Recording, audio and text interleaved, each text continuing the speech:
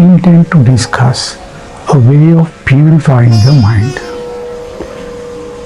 We know that the mind, being sensitive, easily gets contaminated by the things of the world.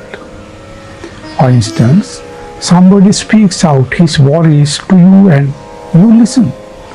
Or you listen to a politician's hate speech. Or you watch a cruel act on a television.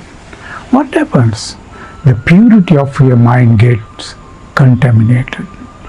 Even your own thoughts, words, actions affect your consciousness. Your bad thoughts, speech, actions corrupt your mind, defile your mind. Good thoughts, good words, good action make your mind pleasant. Whatever the impressions, good or bad, get registered in our consciousness. Good impressions make the mind pleasant and wholesome.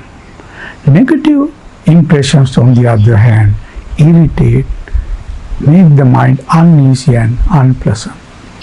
Yet, people no attention to the defilements that they gather in their mind.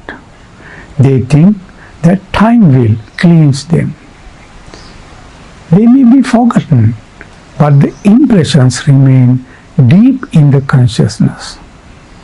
They darken the mind slowly. In that darkness, negativity starts growing in form of loneliness, sorrow, despair, purposelessness, and so on. They affect your quality of life, behavior, and quality of your mind. Also your clarity of thinking. Now, how can I cleanse my consciousness of the defilements? There are many methods of purifying the mind, but here I would like to explain a most effective one that can be practiced by everyone. Let me explain it step by step for easy understanding. First step, know the defilements arising in your mind.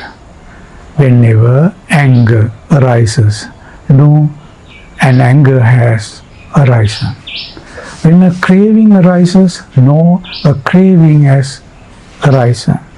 In the same way, know the worries, discontents, delusion, fantasies, and all other delusions at the moment they rise in your mind.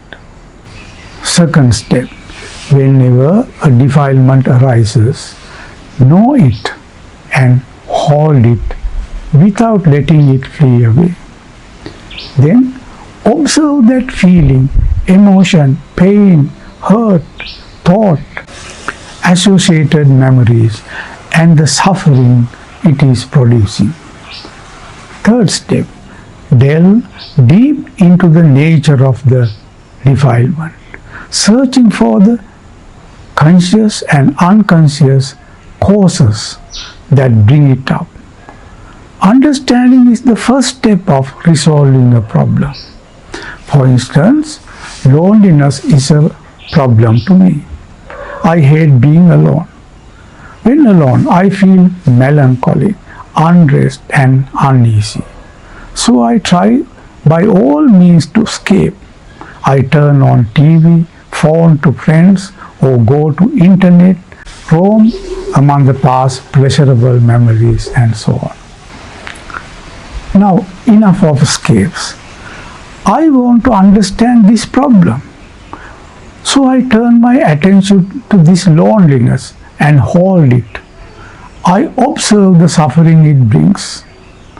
I experience its pain and with complete attention.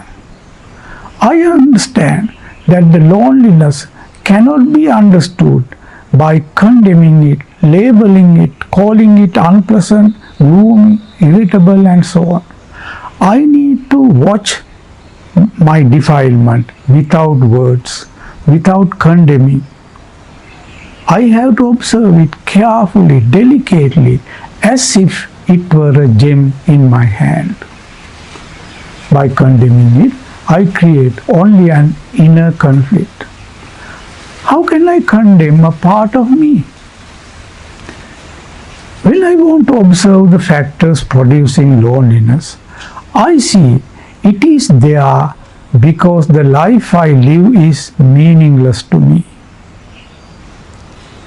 Because this life is meaningless to me, I am tempted to seek stimulations in order to run away from it.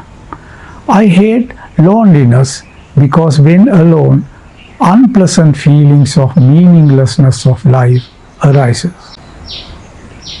So I indulge in reliving my past, reliving in pleasurable and happy memories. I relive the experiences of gains, achievement, sexual fantasies, and so on. So the cause of my unrest is now discovered. Now I ask myself, why do I feel meaningless and empty within? Why is my life meaningful to me? The mind may suggest many superficial answers to that question, some from my religious knowledge, some from my culture, some from the intellectual speculations I have learned. Gurus also offer various answers. I understand that the answers coming from outside are superficial. To be meaningful, I have to find it for myself. I keep on observing my suffering of loneliness and the meaninglessness of my life. So I go on observing its depth until I have an insight into it. I keep on continuing observing. As I observe, I find that meaninglessness arises because the life I persuade is an imagined one, a fantasy, a delusion. Now this is a great insight. Now this insight changed the whole direction of my search. Now my question is, what is meaningful life? But there is nobody to tell me. I myself have to find out. I understand, instead of speculating about a meaningful life, I have to know delusions as they arise. So I go on questioning, inquiring and observing. Maybe at a fine moment, I will get an wholesome insight into my whole existential crisis. With that insight, not only my loneliness, but also my existential problems will be solved away. Now, a word about this kind of inquiry. It is neither intellectual, nor logical, not analysis using thoughts. It is insightful analysis. That is, observe, arrive at insight, go from insight still to deeper insights until you come upon the liberating truth.